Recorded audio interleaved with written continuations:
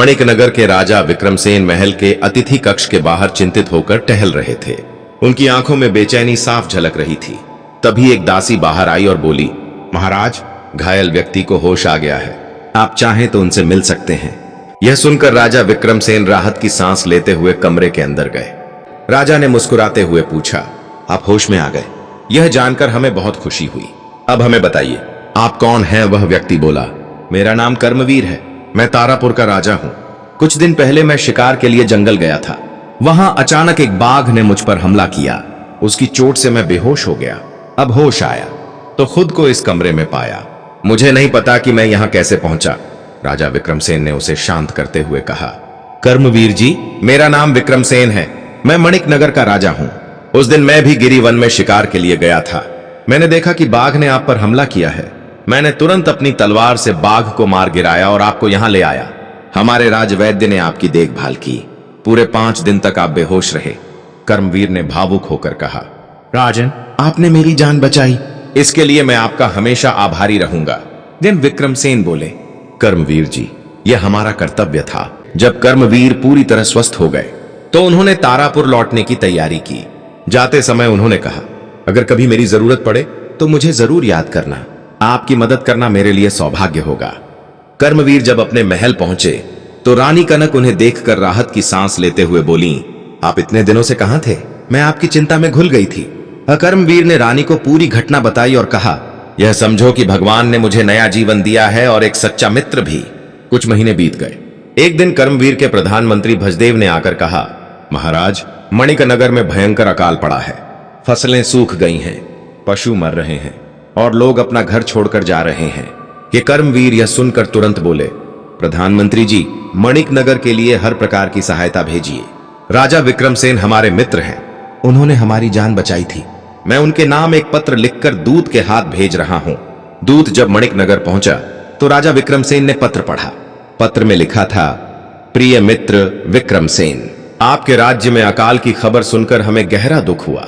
आपने हमें इसकी जानकारी क्यों नहीं दी? क्या आप हमें अपना सच्चा मित्र नहीं मानते?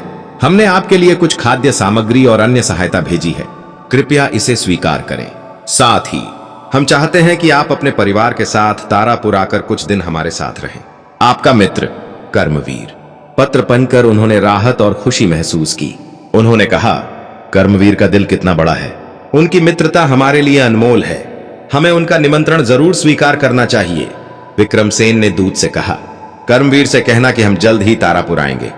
राजा विक्रमसेन ने दूत द्वारा लाई गई सामग्री तुरंत ही अकाल पीड़ितों में बंटवा दी। इसके बाद वे अपनी रानी परिणीता के पास पहुंचे और बोले, रानी, हमारे मित्र कर्मवीर का निमंत्रण आया है, हमें पूरे परिवार सहित उनके यहां जाना है। रानी परिणीता ने सहमति में सिर हिलाते हुए कहा, ठीक है महाराज, मैं तैयारी करती हूं।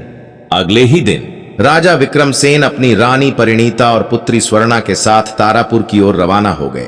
तारापुर पहुंचने पर राजा कर्मवीर और रानी कनक ने उनका महल में आदरपूर्वक स्वागत किया। रात में राजा कर्मवीर अपनी रानी और पुत्र अनिरुद्ध के साथ अतिथि कक्ष में गए, जहां राजा विक्रमसेन ठहरे हुए थे। दोनों परिवार बैठकर बातें करने लगे। रानी परिणीता ने छोटे राजकुमार अनिरुद्ध को देखा और मन में सोचा, राजा कर्मवीर का पुत्र अनिरुद्ध कितना सुंदर है। यदि हमारी बेटी स्वर्णा का विवाह इसके साथ हो जाए तो दोनों की जोड़ी खूब जमेगी। जब राजा कर्मवीर चले गए तो रानी परिणीता ने राजा विक्रमसेन से कहा, महाराज, यदि आपकी आज्ञा हो तो एक बात कहूं। राजा ने कहा, कहो रानी, क्या कहना चाहती हो?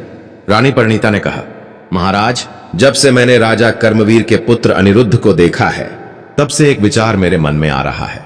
यदि हमारी बेटी राजकुमारी स्वर्णा का विवाह अनिरुद्ध से हो जाए तो कैसा रहेगा? इस विवाह से आपकी और राजा कर्मवीर की मित्रता और भी मजबूत हो जाएगी। राजा विक्रमसेन ने विचार करते हुए कहा, विचार तो अच्छा है महारानी, हम कल ही इस बारे में राजा कर्मवीर से बात करेंगे। अगले दिन जब राजा कर्मवीर और राजा विक्रमसेन मिले तो राजा विक्रमसेन ने कहा, राजा कर्मवीर, हमारी महारानी की एक इच्छा है कि हमारी बेटी स्वर्णा का विवाह आपके बेटे अनिरुद्ध के साथ हो जाए। राजा कर्मवीर ने उत्तर दिया, राजा विक्रमसेन, आप क्या कह रहे हैं? अभी तो अनिरुद्ध और स्वर्णा दोनों ही बच्चे हैं। राजा विक्रमसेन ने समझाया, तो क्या हुआ राजन, बाल विवाह की प्रथा तो हमारे यहां चली आ रही है और फिर केवल विवाह ही किया जाएगा। अपनी बेटी को विदा हम तभी करेंगे जब वह 16 वर्ष की हो जाएगी। राजा कर्मवीर ने कहा, अच्छा, तब तो मुझे कोई आपत्ति नहीं, बल्कि इस संबंध से मुझे बहुत खुशी होगी। तब राजा विक्रमसेन ने तुरंत ही अपनी बेटी का रिश्ता राजकुमार अनिरुद्ध के साथ तय कर दिया। शीघ्र ही शुभ मुहूर्त देखकर अनिरुद्ध और स्वर्णा का विवाह कर दिया गया। अब अनिरुद्ध और स्वर्णा दोनों साथ साथ खेलते और घूमते फिरते। इस प्रकार राजा विक्रमसेन 1 महीने तक राजा कर्मवीर के यहाँ मेहमान बनकर रहे। एक दिन राजा विक्रमसेन ने राजा कर्मवीर से कहा, राजा कर्मवीर, हमारे राज्य में अकाल की मार अब कुछ कम हो गई है। इस बुरे समय में आपने हमारी हर प्रकार से सहायता की है और हमारा दिल जीत लिया। आपके इस आतिथ्य सत्कार को हम पूरा जीवन नहीं भूल सकेंगे। राजा कर्मवीर ने उत्तर दिया, आपकी बात सही है। आपकी प्रजा निश्चित ही आपकी राह देख रही होगी, इसलिए अब हम आपको रोकेंगे नहीं। जब राजा विक्रमसेन विदा लेने लगे तो राजा कर्मवीर ने कहा, राजा विक्रमसेन, हमारी बहू स्वर्णा का ख्याल रखना, वह आपके पास हमारी अमानत के रूप में रहेगी। राजा विक्रमसेन ने कहा, आपका आदेश सिर माथे पर महाराज। राजा विक्रमसेन वहां से विदा लेकर अपने राज्य वापस लौट आए। मणिकनगर पहुंचकर राजा विक्रमसेन ने अपने धर्मगुरु चंडीदास को बुलाया और कहा, धर्मगुरु, हम राजकुमारी स्वर्णा का विवाह तारापुर के युवराज अनिरुद्ध से कर चुके हैं। आप तो भूत, वर्तमान और भविष्य के ज्ञाता हैं। कृपया बताइए कि यह विवाह सफल रहेगा या असफल। राजा विक्रमसेन की बात सुनकर धर्मगुरु चंडीदास ने अपनी पोथी खोली और कुछ देर तक गणना करते रहे। इसके बाद वे बोले, राजन, आपने यह विवाह जल्दबाजी में करके अच्छा नहीं किया। यह विवाह कभी भी सफल नहीं रहेगा। यह सुनकर राजा परेशान हो गए और कहने लगे, यह आप क्या कह रहे हैं धर्मगुरु? धर्मगुरु ने उत्तर दिया, राजन, यह मैं नहीं कहता, बल्कि ग्रह नक्षत्रों की स्थिति यह संकेत देती है। इस विवाह पर संकट के बादल मंडरा रहे हैं। राजकुमारी स्वर्णा और युवराज अनिरुद्ध का मिलन असंभव है। धर्मगुरु की बात सुनकर राजा विक्रमसेन के चेहरे पर चिंता की लकीरें उभर आईं। उन्होंने कहा, धर्मगुरु, हमारी एक ही बेटी है, उसे हम दुखी कैसे देख सकते हैं? जो होना था वह तो हो चुका। अब कोई ऐसा उपाय बताइए जिसके करने से राजकुमारी स्वर्णा और युवराज अनिरुद्ध का वैवाहिक जीवन सुखपूर्वक व्यतीत हो सके। धर्मगुरु ने उत्तर दिया, राजन, आपने युवराज अनिरुद्ध और राजकुमारी स्वर्णा का विवाह बहुत जल्दी में किया है। इसका समाधान यह है कि आप राजा कर्मवीर के साथ सभी संबंध समाप्त कर लें। न तो उनसे संपर्क करें और न ही उन्हें कोई संदेश भेजें। जब दोनों बच्चे कम से कम 16 वर्ष के हो जाएं, तब उनका पुनः विवाह करें, तभी यह विवाह सफल हो सकेगा। राजा विक्रमसेन चौंकते हुए बोले, लेकिन धर्मगुरु, यह कैसे संभव है? इससे राजा कर्मवीर हमसे नाराज हो जाएंगे। धर्मगुरु ने गंभीर स्वर में कहा, राजन, आने वाले 6 महीनों में तारापुर में भयंकर महामारी फैलेगी। इस रोग से बचाने वाली औषधि केवल आपके राज्य या हिमालय की तलहटी में पाई जाती है। जब राजा कर्मवीर आपसे इस औषधि की मांग करेंगे तो आपको उसे देने से मना कर देना होगा। राजा विक्रमसेन ने चिंतित होकर पूछा, लेकिन ऐसा करने से तो संबंध और बिगड़ जाएंगे। धर्मगुरु बोले, राजन, यही तो उपाय है। आपके मना करने पर राजा कर्मवीर नाराज होकर आपसे संबंध तोड़ देंगे। फिर 15 वर्ष बीतने के बाद यदि आप राजा कर्मवीर के पास जाकर विवाह की बात करेंगे, तभी यह सफल हो सकेगा। इस दौरान राजकुमारी स्वर्णा और युवराज अनिरुद्ध का एक दूसरे से कोई संपर्क नहीं होना चाहिए। यह सुनकर राजा विक्रमसेन गहरी सोच में पड़ गए और बोले, यह तो बड़ी कठिन स्थिति है। क्या मेरी बेटी का भाग्य इतना खराब है? धर्मगुरु ने कहा, राजन, 15 वर्षों तक और अनिरुद्ध के लिए समय बहुत कठिन रहेगा। यदि भूलवश भी वे एक दूसरे का मुंह देख लेंगे तो परिणाम और भी बुरे हो सकते हैं। ये अपनी बात समाप्त कर धर्मगुरु वहां से चले गए। राजा विक्रमसेन रानी परिणीता के पास गए और उन्हें सारी बातें बताईं। रानी ने चिंतित होकर कहा, महाराज, धर्मगुरु की भविष्यवाणियां हमेशा सच होती हैं, हमें उनकी बात माननी चाहिए। राजा विक्रमसेन ने कहा, हमारी बेटी की भलाई के लिए हमें यही करना होगा। 6 महीने बाद तारापुर में भयंकर महामारी फैल गई। लोग तेजी से उस अज्ञात बीमारी के शिकार होने लगे। प्रधानमंत्री ने राजा कर्मवीर को यह खबर दी, महाराज, राज्य में अजीबोगरीब बीमारी फैल गई है, लोग लगातार मर रहे हैं। राजा कर्मवीर ने कहा, यह बहुत ही गंभीर स्थिति है, हमें तुरंत राजवैद्य से परामर्श लेना होगा। राजवैद्य को बुलाया गया। उन्होंने कहा, महाराज, इस बीमारी का इलाज काली जय नाम की जड़ी बूटी से संभव है। यह जड़ी बूटी मणिकनगर के राजकीय उद्यान में या हिमालय की तलहटी में मिल सकती है। राजा कर्मवीर ने पूछा, क्या इसे हिमालय से मंगवाना संभव होगा? राजवैद्य ने उत्तर दिया, राजन, हिमालय बहुत दूर है। जब तक वह औषधि लाने का प्रयास होगा तब तक कई और लोग जान गंवा देंगे। मणिकनगर के राजा हमारे मित्र हैं, हम उनसे इस औषधि की मांग कर सकते हैं। राजा कर्मवीर ने तुरंत राजा विक्रमसेन के नाम एक पत्र तैयार किया और दूत को सौंपते हुए कहा, शीघ्रता से मणिकनगर जाओ और यह पत्र राजा विक्रमसेन तक पहुंचाओ।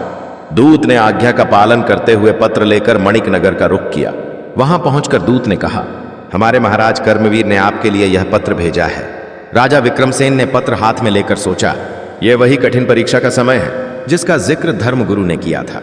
निश्चित ही इसमें औषधि की मांग की गई होगी, परंतु अपनी बेटी की कुशलता के लिए मुझे यह मांग ठुकरानी होगी। पत्र खोलने के बाद उन्होंने पढ़ा, प्रिय मित्र राजा विक्रमसेन, हमारे राज्य में इन दिनों भयंकर महामारी फैली हुई है। इसे रोकने के लिए हमें काली जय नामक जड़ी बूटी की आवश्यकता है, जो आपके राजकीय उद्यान में उपलब्ध है। कृपया इस संकट की घड़ी में हमें वह जड़ी बूटी प्रदान करें। इसके लिए हम सदैव आपके आभारी रहेंगे। आपका मित्र राजा कर्मवीर। राजा विक्रमसेन ने दूत से कहा, तुम्हारे पत्र का उत्तर तैयार कर रहा हूं। इसे लेकर वापस तारापुर जाओ और महाराज कर्मवीर को दे देना। कुछ देर में राजा विक्रमसेन ने उत्तर लिखा और दूत को सौंप दिया। दूत तत्काल तारापुर के लिए रवाना हुआ। वहां पहुंचकर उसने पत्र राजा कर्मवीर को दिया। कर्मवीर ने पूछा, क्या तुम काली जय जड़ी बूटी लेकर आए हो? दूत ने सिर झुकाकर कहा, महाराज, राजा विक्रमसेन ने आपके पत्र के उत्तर में यह पत्र भेजा है। कर्मवीर ने पत्र खोलकर पढ़ा, प्रिय मित्र राजा कर्मवीर, मुझे आपके राज्य में महामारी फैलने की जानकारी मिली। हालांकि मैं काली जय जड़ी बूटी आपको नहीं दे सकता। यह हमारे राजकीय उद्यान के प्रतिष्ठित वृक्ष का हिस्सा है और उसे किसी भी स्थिति में तोड़ा नहीं जा सकता। आपका मित्र राजा विक्रमसेन। पत्र पढ़ते ही कर्मवीर क्रोधित हो उठे और बोले, विक्रमसेन ने हमें अपमानित किया है। मित्रता का दिखावा करने वाले ने हमारी आपदा में सहायता करने से इनकार कर दिया। उन्होंने सैनिकों को आदेश दिया, हिमालय की तलहटी से तुरंत काली जय जड़ी बूटी लेकर आओ, हमें उसकी आवश्यकता है। इन सैनिकों ने आज्ञा का पालन किया और जल्द ही जड़ी बूटी लेकर लौटे। काली जय जड़ी बूटी के माध्यम से महामारी का इलाज किया गया और राज्य इस संकट से उबर गया। दूसरी ओर राजा विक्रमसेन चिंता में डूबे थे। उन्होंने एक गुप्तचर भेजकर यह पता लगाने का आदेश दिया कि उनके पत्र से राजा कर्मवीर पर क्या प्रभाव पड़ा। गुप्तचर वापस लौटकर बोला, महाराज, राजा कर्मवीर आपसे अत्यंत नाराज हैं। उन्होंने आदेश दिया है कि मणिकनगर का कोई भी व्यक्ति तारापुर में प्रवेश न करे। यह सुनकर विक्रमसेन ने सोचा, अब राजा कर्मवीर से संपर्क करना और भी कठिन हो गया है। इसी प्रकार 14 वर्ष बीत गए। एक दिन रानी परिणीता ने कहा, महाराज, राजकुमारी स्वर्णा अब युवा हो चुकी हैं, क्या आप उसके विवाह की चिंता नहीं कर रहे? राजा ने उत्तर दिया, रानी, हमें अभी 1 वर्ष और इंतजार करना होगा। 15 वर्ष पूरे होने के बाद ही हम राजा कर्मवीर से संपर्क करेंगे। 1 और वर्ष बीत गया। राजा विक्रमसेन ने सोचा, अब समय आ गया है, मुझे स्वयं राजा कर्मवीर से मिलने जाना होगा। वहीं दूसरी ओर राजकुमारी स्वर्णा अपने कमरे में उदास बैठी थी। वह सोचती थी, क्या युवराज अनिरुद्ध ने मुझे पूरी तरह से भुला दिया है? विक्रमसेन अपनी बेटी के पास गए और बोले, बेटी, चिंता मत करो, मैं आज ही युवराज अनिरुद्ध से मिलने तारापुर जा रहा हूं। अब तुम्हारा मिलन निश्चित होगा। स्वर्णा के चेहरे पर खुशी झलक उठी। इसके बाद विक्रमसेन रानी के पास गए और कहा, रानी, मैं आज तारापुर जा रहा हूं, हमें अब और देर नहीं करनी चाहिए। राजा विक्रमसेन ने तारापुर के राजा कर्मवीर से मिलने का निश्चय किया और बंजारे का रूप धारण कर हाथ में सारंगी लेकर यात्रा पर निकल पड़े। उनकी रानी ने भगवान से प्रार्थना की, हे भगवान, मेरे स्वामी की रक्षा करना। राजा कर्मवीर हमसे नाराज हैं, न जाने वह उनके साथ कैसा व्यवहार करेंगे। कई दिन की यात्रा के बाद जब राजा विक्रमसेन तारापुर की सीमा पर पहुंचे तो सैनिकों ने उन्हें रोक लिया और पूछा, कहां से आए हो, कहां जाना है और कहां के रहने वाले हो? विक्रमसेन ने सोचा, अगर सच बता दिया तो ये लोग राजा कर्मवीर तक पहुंचने से पहले ही मुझे मार देंगे।